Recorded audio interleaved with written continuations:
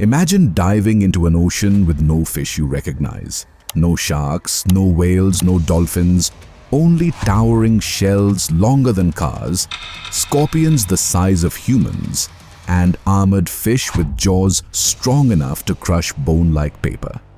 Welcome to Earth's prehistoric oceans, a place where evolution's strangest experiments grew to impossible sizes. Before land predators, before dinosaurs, before forests, the ocean was the entire stage of life. And in water, buoyancy breaks gravity, allowing creatures to grow far larger than anything on land. Each era produced giants for different reasons. Around 470 million years ago, slow and clumsy oceans allowed endocheras, giant shelled cephalopods that moved like living traffic cones, to become apex predators simply by being too big to eat.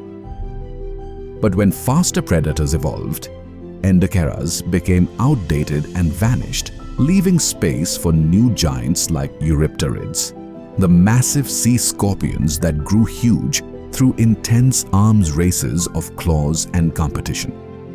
Later, in the Devonian, armored fish forced predators to evolve devastating jaws, giving rise to Dunklosteus, a 20 to 30-foot armored tank capable of shearing prey in half and even attacking its own kind.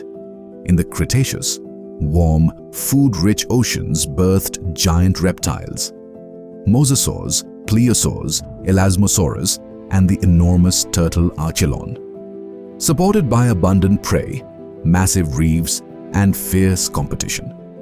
But the asteroid struck, oceans cooled, mammals rose, sharks specialized, and giant reptiles disappeared because modern seas no longer support cold-blooded giants. Yet, gigantism never vanished. Leatherback turtles still reach over a ton, giant squid stretch 40 feet, and the blue whale is the largest animal to ever live. But the story of ocean giants doesn't stop with the familiar monsters. The seas kept producing creatures so bizarre that even prehistoric predators would be terrified of them. Imagine an ocean ruled not by one apex predator, but by dozens, each stranger and more extreme than the last. During the early Paleogene, after the dinosaurs vanished, the oceans became a breeding ground for oversized nightmares. Sharks experimented with size like nature was rolling dice. Some species pushed past 40 feet. Others developed saw-like snouts covered in teeth, turning their faces into living chainsaws. Early whales grew into enormous, torpedo-shaped hunters with skulls thicker than concrete, using their heads like battering rams in underwater battles that could crack bones with a single hit. And while sunlight oceans were full of these leviathans, the deep sea became even weirder. Down in total darkness, where pressure is 800 times stronger than at the surface, evolution took a completely different path. Creatures developed transparent bodies, jaws that unhinge wider than their bodies, teeth that point outward so prey can enter but never escape.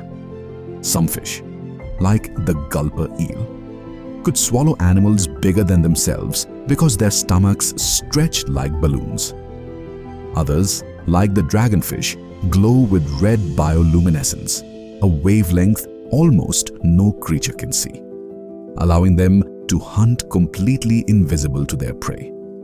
And then, there were the giants of the abyss, creatures like the giant amphipod growing to the size of a human foot, sea spiders stretching nearly 2 feet across, and siphonophores like Praia dubia, drifting through the dark at lengths beyond 150 feet, longer than a blue whale and more alien-looking than anything on land. The deep ocean wasn't just strange. It looked like evolution had gone completely off script. Meanwhile, in the middle depths, another ancient arms race began. Giant squid, stretching over 40 feet, battled sperm whales the size of buses. Some whales still wash ashore covered in suction scars the size of dinner plates. Proof that these monsters still fight today, just as their ancestors did millions of years ago. Every era of ocean history produced something massive, something powerful, and something unbelievably strange. And every extinction, every reset didn't stop the giants. It simply replaced them with new ones. The evolutionary arms race continues today between squid, sperm whales, sharks, and orcas. And if another extinction reshapes the oceans, giants will rise again.